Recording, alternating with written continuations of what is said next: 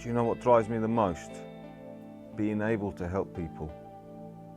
That is my fuel, that is my need, that is my desire.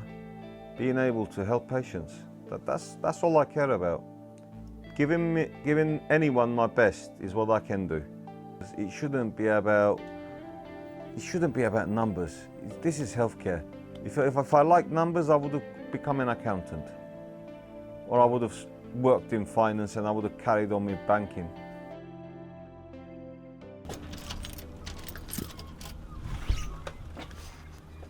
Come on in, guys. Thank you very Welcome much. to Healthy Pharmacy. Wow. We are in Saltdean today, and I've been here on and off as a locum at first since 2015-16. Wow. And I've actually then took over and started running it in 2019 when I decided I was buying this pharmacy, and I've been the owner and operator since January 2020. So our pharmacy is a small pharmacy located in Saltdean just outside Brighton. As you can see, we have got a little shop and we sell most of the essentials that you may want to find in a pharmacy. Some skincare products, dental hygiene, mouthwashes, and your regular seasonal hay fever stuff and all the rest of it. And our like your toothbrushes and your blood pressure monitors is actually quite interesting, because when I first bought the shop, even though I knew what I wanted to sell and how I wanted to sell it, I didn't have a real understanding of what public wanted. So when we first started doing this, I was looking at these various catalogues and this and that, and I'm thinking, oh, this will sell, that will sell. Then one day I thought, do you know what, I'm not going to do it that way, because I'm presuming what people want. So I told the girls, start asking our regulars, what do they want to see? They're like, oh, we always struggle to find a blood pressure monitor. We started stocking blood pressure monitors. Then they're like, oh, we always struggle to find like dental powered toothbrushes. We got to go all the way into Brighton, and parking in Brighton is expensive. You're like, okay, well, we start doing that. And then they were like, oh, would you be able to get like the Eucerin products? We're like, yeah, we'll get that in. So effectively everything you see on the counters and behind the counter is what the patients ask for. Next step is I'm going to take you guys into my dispensary. We actually have a different setup compared to many of the other pharmacies. We started using Titan PMR about a year and a half ago. So I actually don't have much space, as you guys can see. I can't even stand here with my arms open. So we had to be innovative, and we had to came up with ideas that we can utilize space and then create dispensing and check-in stations so that our staff can stand and work efficiently under pressure. But a mile down the road actually shut down with no notice. So we had to absorb hundreds of patients. They have nearly 3,000 patients. More than half of them have been contacting us this week. So we had to deal with extreme pressure. But as you can see, bench is still clear. My guy's done a great job, because the most important thing you can do is have a vision, have an understanding, bring the best out of your people and your patients, and get those working momentums right so that the pendulum swings the right way all the way. There is no point breaking your back by working unwise and not planning ahead. You should always be planning for the worst case scenario. If you can imagine that in your head and somewhat be a pessimist like I am, then when a bad day comes like that, you won't be under pressure. You can still have a nice weekend off rather than having to come into work and then work because your day's behind, because you never envisioned something such like that can happen. Now, one more place that I haven't shown you guys is the consultation room. So if you guys follow me, our consultation room is what I call my box room. So I'm in there most of the days. It's a little small room. This is where we do our pharmacy first service and all the other services that I provide, private ones. And I know it's not massive, but it does the job. And we're able to provide various different services to patients and our local population. So that is all about it really, with a quick show and tell. But as I say, owning a pharmacy, is it fruitful? Probably not. Is it satisfactory? Probably not. But that is just someone's thoughts or ideas, because everyone talks about the pressure everyone is under and how the contract is bad, which we'll touch up later on, and then how much pressure and problems we're facing and what's going on. To be honest with you, you can't lose sleep over things that you can't control. What you can do is adapt and carry on. And if you don't adapt and carry on, you're stuck in that little motion where it repeats itself. You don't want to be in that motion. You want to break free from the cycle. And then if you can't envision things, and if you don't have the business acumen, as some may say, then you're going to end up in a situation where you can't actually progress. Progress is important. Everybody has their needs. Like the most important one everyone talks about, or used to talk about, was Maslow's hierarchy of needs, the whole triangle. If you're not trying to get to the top of the triangle, then you're not going to be performing to your optimum levels. And to get to your optimum levels, you need optimum stress, because stress is actually a very nice driving force. But if you're too stressed or not enough stress, then you're not going to be delivering as best as possible. So I've learned in life that you've got to think outside the box. Sometimes you've got to be a little bit of a pessimist, and most of the time you need to plan well ahead of the time, which then enables you to address any issue that you may face in the coming months or years.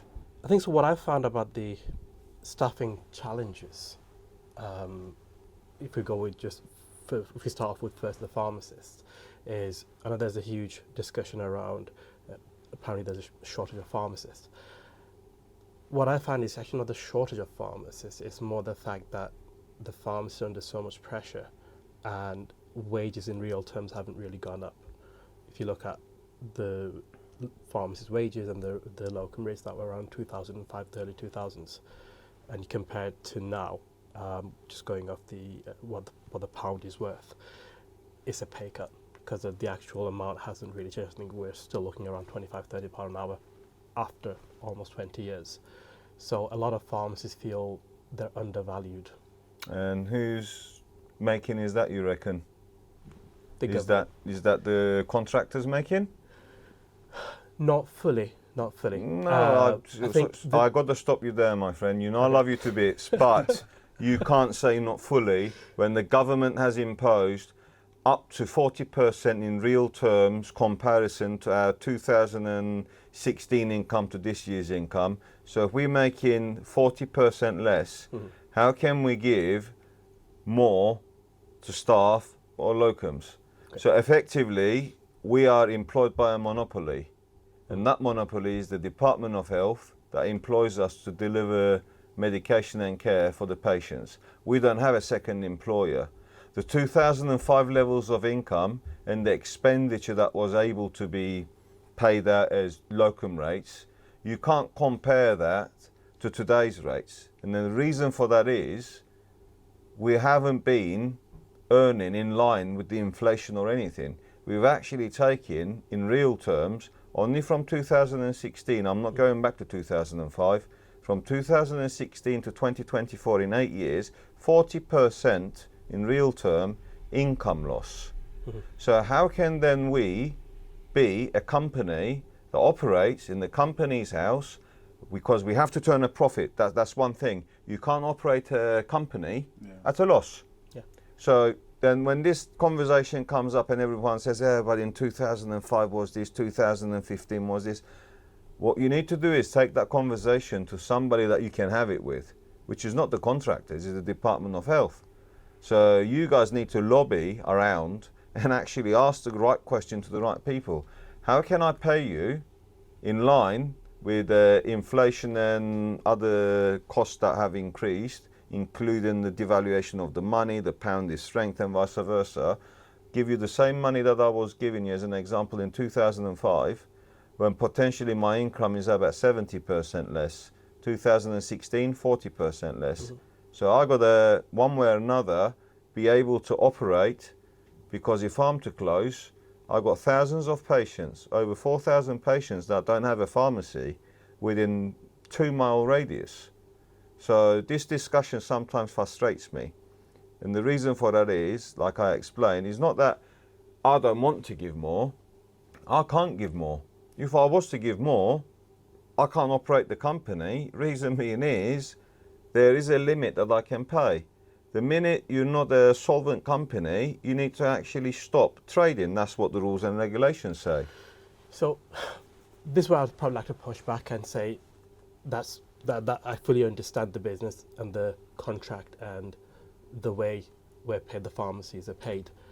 But when you have locums who are not contract or who are not employed by you, then we need to figure out a better model where there is a fee per service with a base rate, maybe, or somehow give them the incentive to do more and train them, because the locums, and I'm speaking for the locums now, that they don't get the training, the security of work, the sick days, the holidays, the pensions, they don't get any of that. Now, if a lot of times we're paying them less than what we're paying an employed pharmacist, then the companies are saving money in essence.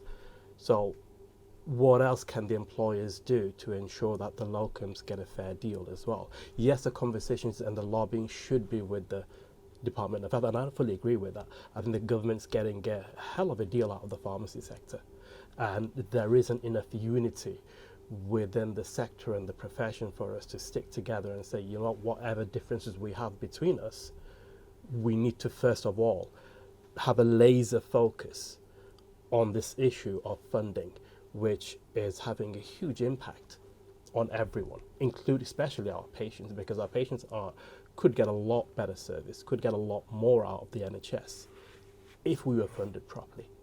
So you've got 3 different questions there. First one is to do with locums and how can there be a service-based model payment. Mm-hmm. Now, issue you have is, what I've seen myself, no locum I've spoken to wants to invest in themselves. Okay. Right? So let's ask you a question that you may know the answer to. How many hours of CPD or self-investment does a dentist do when they're locum as a locum? How much money do they spend on that? So, just going off my wife's experience, Yep. she's a dentist, and I think last year she spent close to £20,000 or £30,000 on CPD. 20,000-30,000 pounds developing herself, yes? Yeah. All right. Now, how much did you spend developing yourself last year? To deliver services in community pharmacy, to give a better service or a better revenue income to a contractor. Be honest.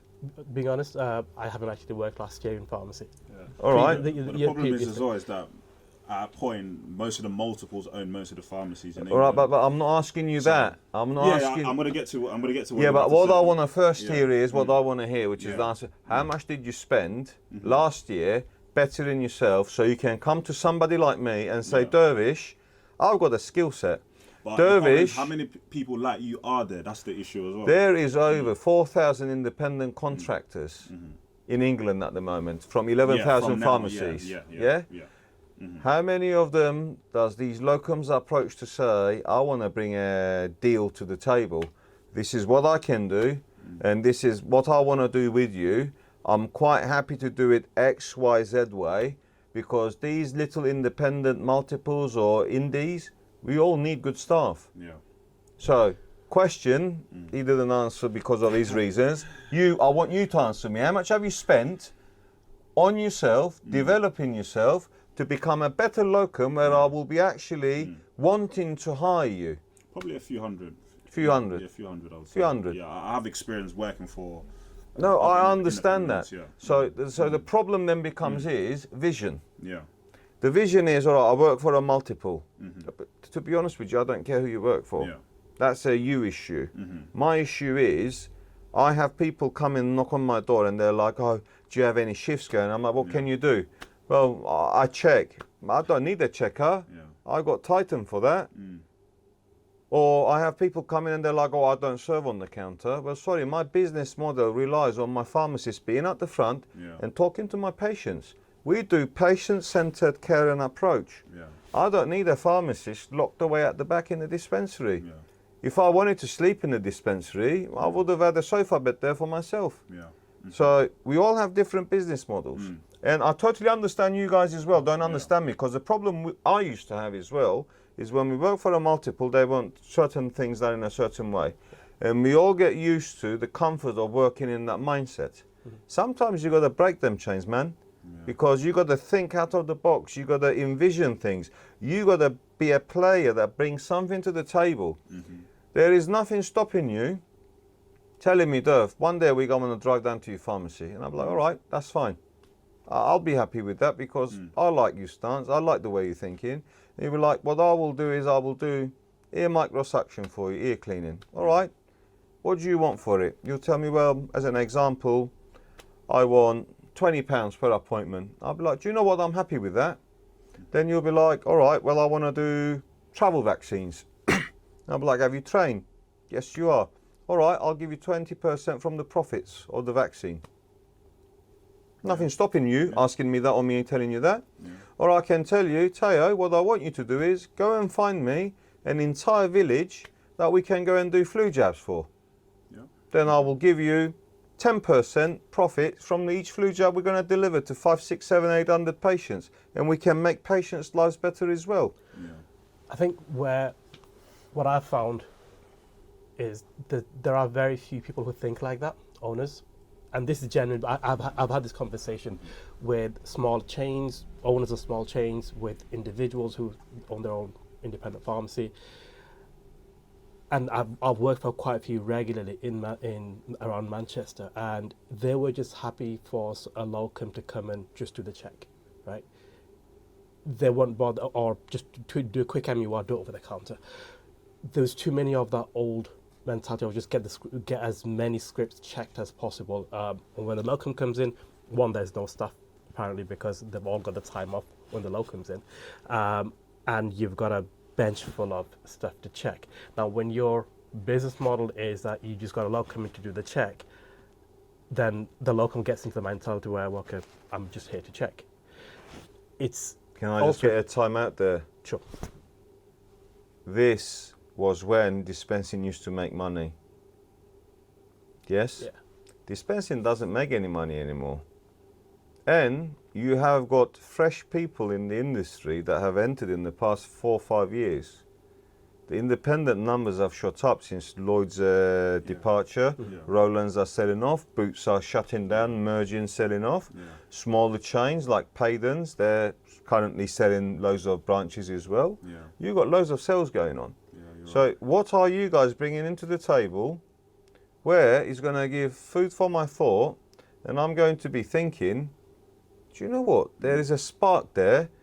It is good for my business. I want to do a deal because that's how we do business deals. I think that transition is happening now. So I feel like a lot of locums are looking to, work one-on-one with pharmacy owners on the models that we're talking now. So I feel like it is happening, but it's just not fast enough because. And I think we've been encouraging a lot of locums to say, look, go out there, just make it. Talk to the pharmacy owners, treat it like your own business. But a lot of them come back and say, oh no, they don't want to do any deals. They just want us to come and do the checks. And I have these conversations. I've lost count how many messages I've got from locums who've said, yeah, we've tried it. We tried the pharmacy first, take a fee for the service. They don't want to deal with that. No questions asked at all. Then I've got some who are forward thinking, and it's like, for every 10 conversations I've had with locums, one or two have come back and said, yes, that my employer has agreed to a fee per service. So yes, I understand there's a lot more new blood in the pharmacy owners circle, but still not enough of them are also forward thinking in where they're willing to give something to get a better return. I'll find someone that can do it for free. There is a lot of that mentality. I can get, if you want 30 and a fee, well, I can get someone who can do it for 20. I've been a pharmacist since 2005. Worked for hundreds of pharmacies across Northwest and Northeast side, various sized companies, and going from 2005 to 2024 now, there's been a huge change in the work pressure. Right now, we're probably going through one of the most pressurized environment for a pharmacist to work in. Seeing how Dervis runs his pharmacy actually is a breath of fresh air in the way that he's set up the whole system. It works and it functions really well. But that's because he was able to adapt, and there aren't many pharmacies that actually are adapting as well as they should be, or as fast as they should be. As we all know, pharmacies are under incredible pressure due to the closures of a lot of pharmacies recently. So it's great to see how he really thinks of his business model on how we can actually basically just do well in terms of how to provide a patient-centered care. So yeah, really good, insightful day today. What are some of the biggest challenges that you face as a pharmacy owner in England? Because we've heard about all the contractual issues, we've heard about the staffing issues. For you, what would you say is your biggest challenges? When I first bought my pharmacy or currently? Let's go with when you first bought and see how that has changed. Okay, so when I first bought my pharmacy, I didn't get paid for the first 2-3 months, because the way that the NHS reimbursement works, and them days you had to actually go to another company that if you wanted to get the faster payments, and that company is now gone, and there was load of other issues that was going on. So it was the cash flow. Cash flow was actually very stressful. So, and challenges then grew. Then we had COVID come in, and the government told us, here is some money, spend it, make sure you're COVID safe, and then this money is given to you. Then 6 months down the line, we get a letter, we're taking all of that money back now. So you're like, wow, well, sorry, but you guys told us that use it, so we used it, and then now you're telling me that you want everything back. It just made no sense. But what do I know? Some of the other challenges I face is usually communicating with other healthcare professionals. Okay. So I'm fortunate enough that my surgery is great. Mm-hmm. We've got a great working relationship. But some other surgeries we don't, because we don't have many patients of them. And I have to waste sometimes 30 minutes on the phone to resolve a query because of a medicine shortage that a patient is facing. There is no faster way. Okay. So I nowadays I don't have the time to actually wait on the phone for 30 minutes. So nowadays I just write a little note and give it to the patient, and I get them to resolve rather than me trying to resolve it for them and be more helpful, really. So we don't have time to be more helpful.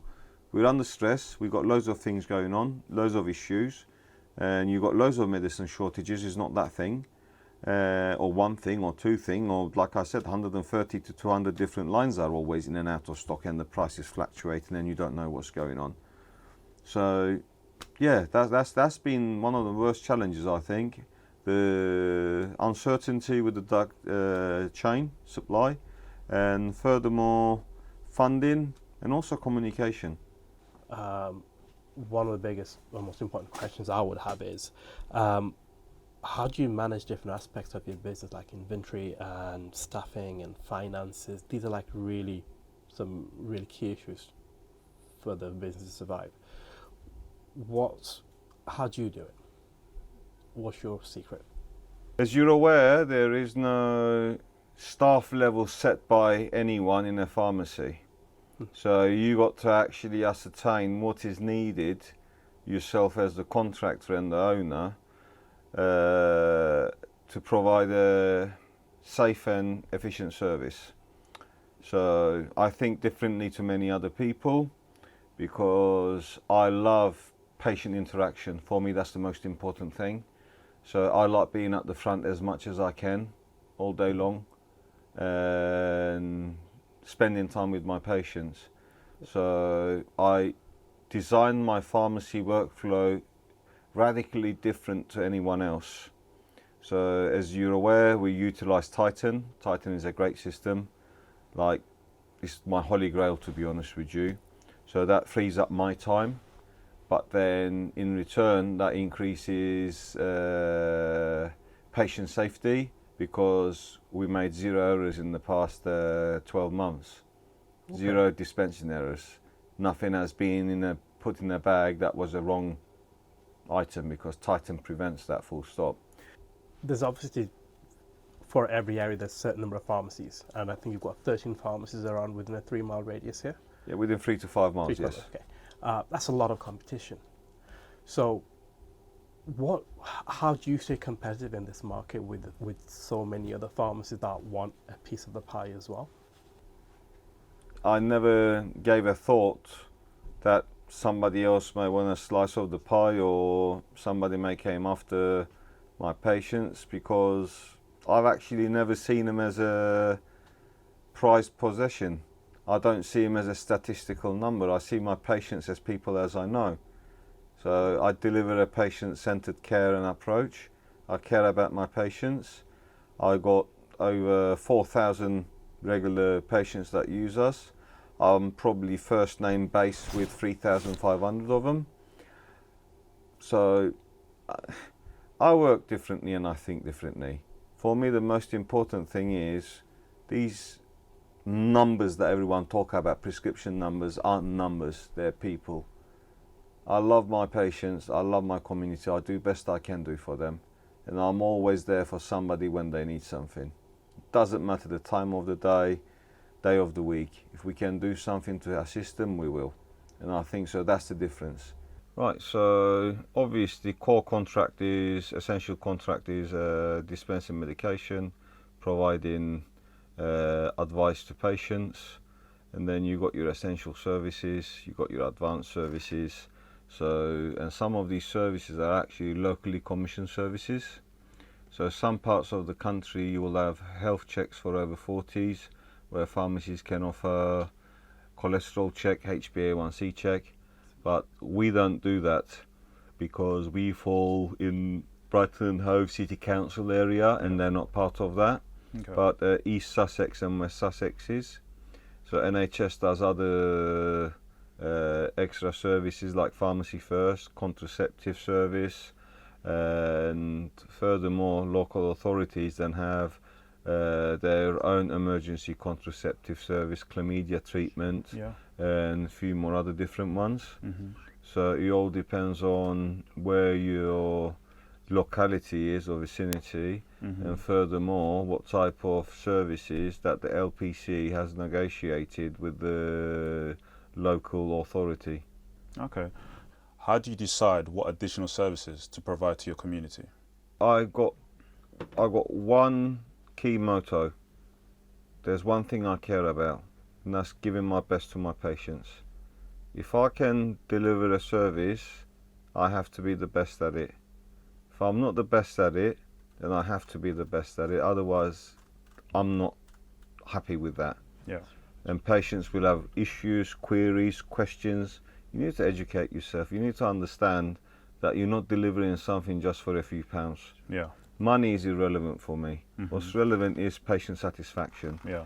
Patient satisfaction is the most important topic or the aspect of my business. If the patients are happy, I'm happy. Okay. And if you give your best, the patients will always be happy. Mm-hmm. And you can openly tell these to patients as well.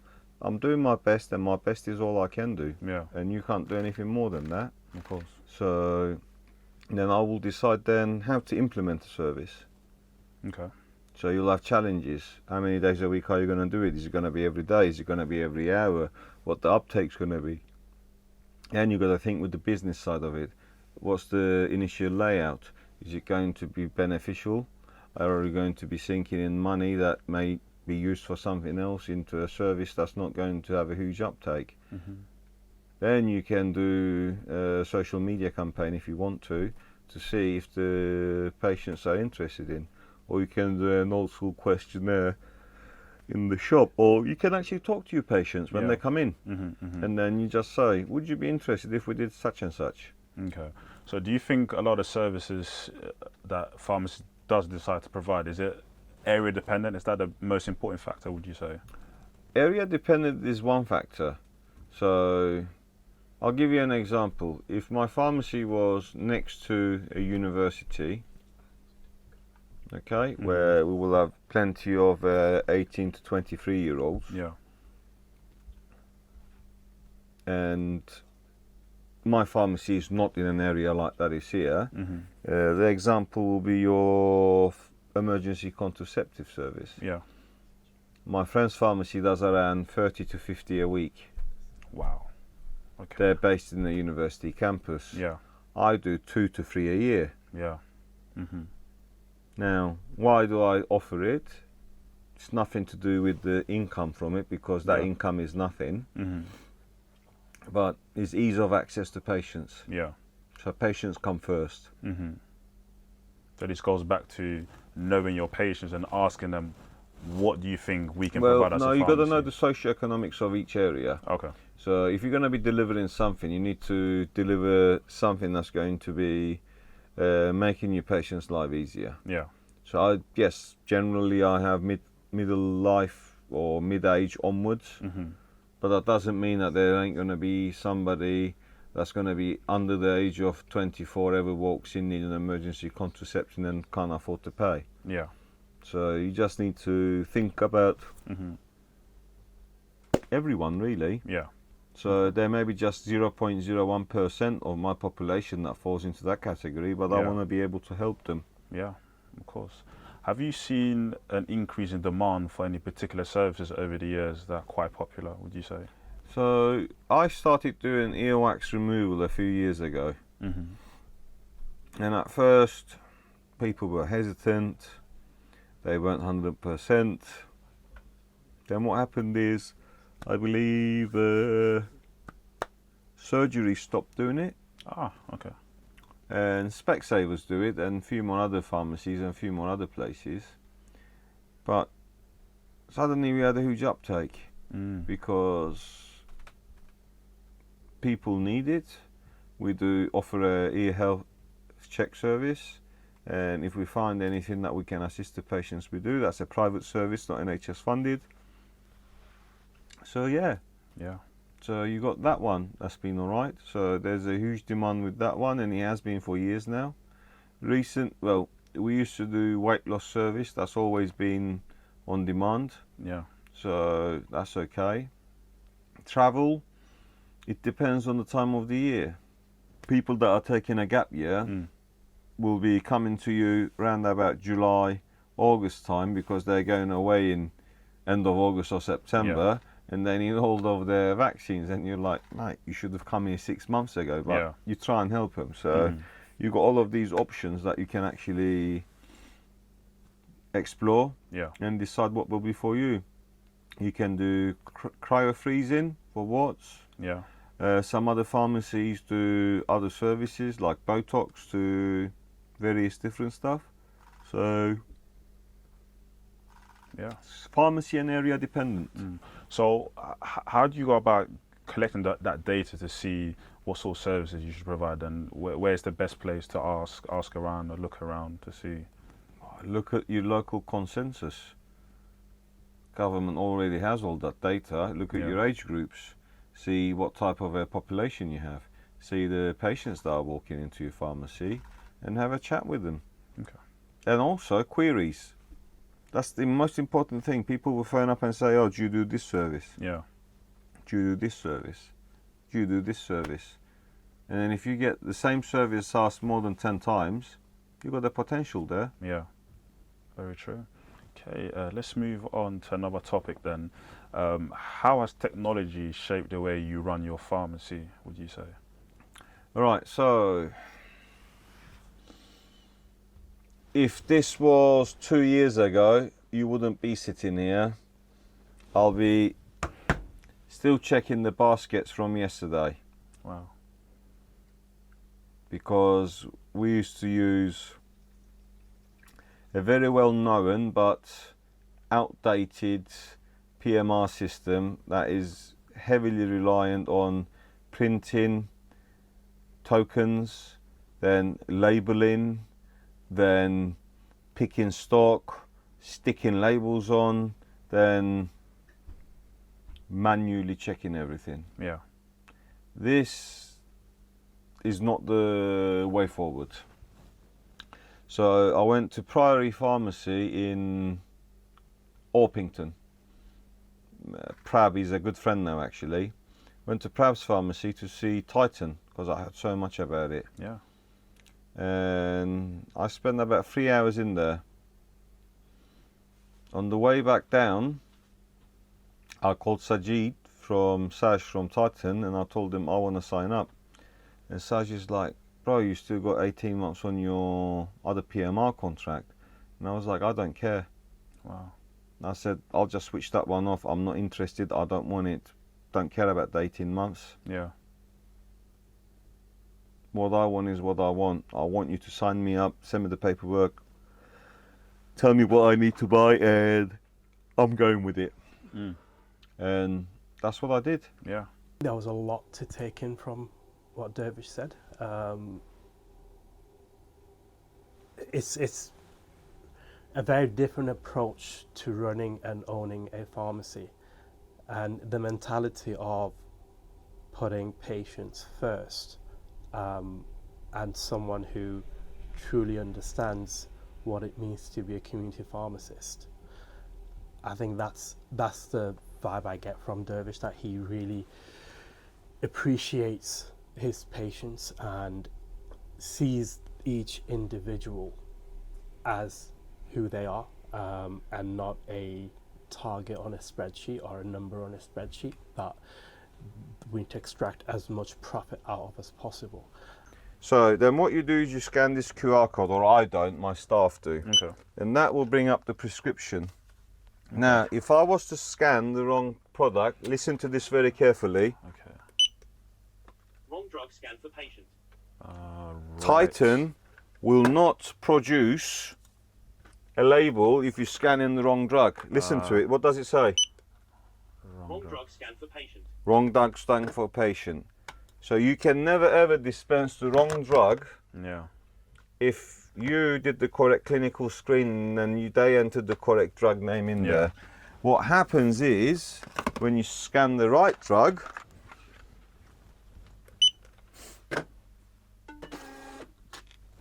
Produces the label. produces the label.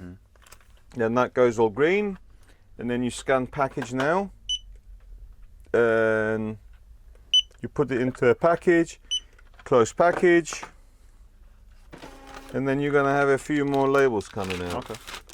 Now I'll show you what happens with those labels as well. So you see, I don't work inside the dispensary anymore, so I can't even close bags anymore, man. So these get sealed. Okay. So what we'll do is we then put this on the shelf. So we will use Titan Edo. Handheld. Okay. And what happens is, let's log on.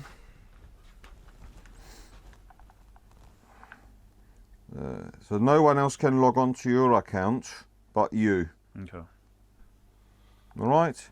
And then the reason why they can't log on is we've got an audit trail on Titan. It shows who's been involved in each stage of dispensing. Right. Okay. Whereas I can make your signature look like my signature, or any signature looks as the same signature if you're using conventional normal stuff. Of course, yeah. There, and then you do assign shelf. Okay. You scan the package first, then you will scan the shelf that is going on. Okay. There we go. Assign to shelf. So free. Okay. So if a patient comes in and then they give you their name and surname, you go on here and you have a look, it will show you all of the packages and which shelf they're on. Okay. So there is none of this is mixed in retrieval rubbish. I can't find it. Yeah. Okay. You don't have paper retrieval. Oh yeah, there isn't. Oh yeah. Okay. Yeah. Saves a lot of space. Yeah. Yeah.